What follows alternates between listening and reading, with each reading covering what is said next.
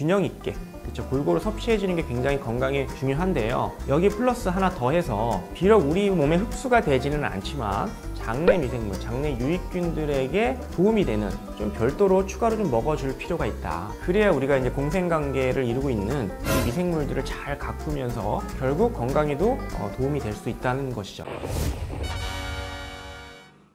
네, 안녕하세요. 약대라부의 칼로리입니다. 자, 여러분들 서양 속담 중에 하루에 한 개의 사과를 먹으면 의사와 멀리할 수 있다. 이런 속담 들어보셨죠? 또는 병원과 멀리할 수 있다. 병원에 안 갈 수 있다. 그러니까 사과가 그만큼 몸에 좋다. 건강에 이롭기 때문에 다양한 질병을 예방할 수 있다. 몸에 좋다. 건강에 이롭다. 이런 이야기죠. 자, 실제로 이를 확인하고자 했던 연구가 있습니다. 한 2015년도에 나온 연구인데요. 사과를 하루에 하나씩 먹는 사람과 그렇지 않은 사람 간에 실제로 병원에 얼마나 자주 가느냐 어떤 연관성을 좀 찾아보려는 연구였습니다. 그래서 한 8,000명 이상의 미국인을 대상으로 한 연구였고요. 설문조사를 한 이후에 실제로 사과를 얼마나 먹는지, 그리고 병원에 방문을 했는지, 응급실에 방문을 했는지 이 여러 가지 좀 요소들을 분석을 해서 실제로 사과 하나를 먹는 것이 병원에 방문하는 거랑 어떤 연관성이 있느냐를 통계적으로 분석한 연구인데요. 결론적으로 말씀을 드리자면은 실제로 하루에 하나의 사과를 먹는 것은 병원에 방문하는 것이랑은, 즉 이제 아파서 병원에 내방하는 거랑은 큰 연관은 없었다 라는 게 이제 결과기는 합니다. 그러니까 이게 어떤 인과관계라기보다는 두 그룹 간의 어떤 연관성이 별로 없었다. 그러니까 처방을 받는 그런 횟수는 좀 줄었다라는 정도로 결론을 맺고 있습니다. 사과는 건강에 별로 이롭지 않은 것인가? 이 속담은 뻥인가? 라고 생각할 수 있는데요. 사실 그렇지는 않습니다. 이 연구 또한 그 디자인이 좀 제한되어 있기는 하죠. 그러니까 사과를 얼마나 먹는 것이 건강에 좋은지에 대한 그런 데이터는 없죠. 단지 하루에 사과를 하나 먹느냐 안 먹느냐, 그러니까 이분법적인 어떤 그런 그룹을 나눠서 비교를 한 것이고요. 물론 사과의 사이즈, 그러니까 작은 사과냐 큰 사과냐 이렇게 나누기는 했지만은 또 샘플 사이즈가 좀 작기 때문에 또 이렇게 아주 신뢰하기는 좀 어렵고요.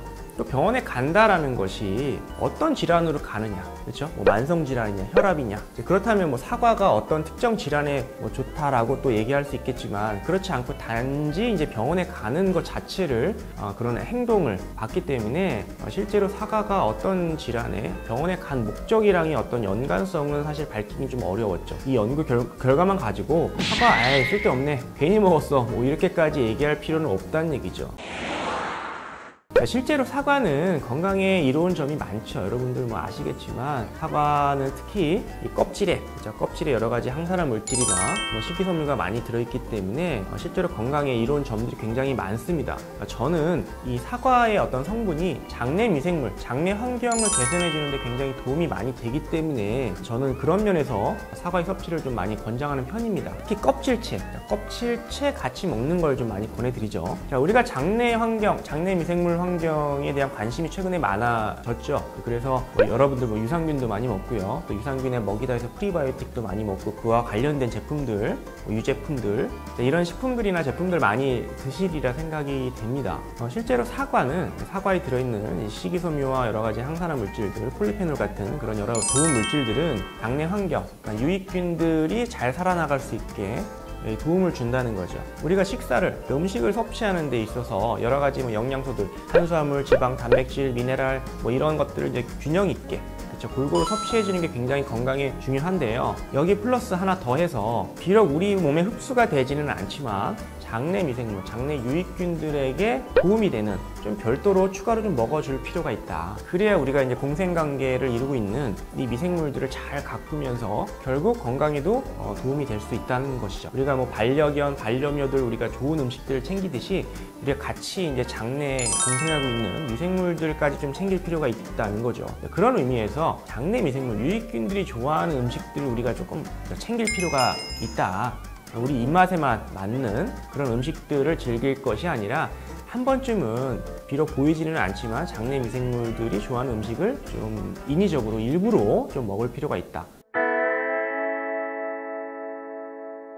실제로 장내 환경을 좋게 해주는 그런 음식들을 구분하고 있는데요. 예를 들어서 포드맵이나 맥 이런 단어들이 있습니다. 포드맵은 올리고당에 해당되는 여러 가지 어떤 물질들을 얘기하는 것이고요. 맥은 이제 마이크로바이오트 어세서블 카보하이드레이트, 그러니까 탄수화물인데 흡수가 되진 않지만 그 유익균들에게 이로운 그런 탄수화물 이야기를 합니다. 사과 또한 둘 다에 속하는, 포도맵에도 속하고 맥에도 속하는 굉장히 좋은 식품이라는 거죠.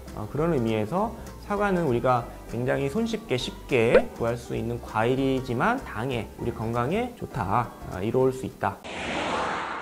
자, 그래서 오늘은 유명한 이제 서양 속담 중에 하루에 하나의 사과를 먹으면 의사와 또는 병원과 멀리할 수 있다라는 속담이 있는데 큰 연관성은 없었다, 유의하지 않았다라고 이야기는 하지만 실제로 이제 사과는 장내 환경, 장내 유익균들이 굉장히 좋아하는 성분들이 많이 들어있다. 그렇기 때문에 사과 섭취를 꾸준히 하게 되면은 장내 환경이 좋아지고 장내 환경이 개선이 된다면은 여러 가지 에너지 대사 질환이나 면역 질환에 도움이 될 수 있다. 그래서 우리가 사과를 매일은 아니어도 이런 의미에서 사과가 흔하긴 하지만은 흔하다고 해서 무시할 것이 아니라 실제로 장에 굉장히 도움을 줄 수 있는 그런 과일이기 때문에 우리가 매일 하루에 하나는 아니어도 좋은 점이 있다는 점을 알고 사과 섭취를 좀 즐겼으면 좋겠다. 그래서 이런 이야기를 오늘 좀 드리고 싶어서 영상을 준비해 봤습니다.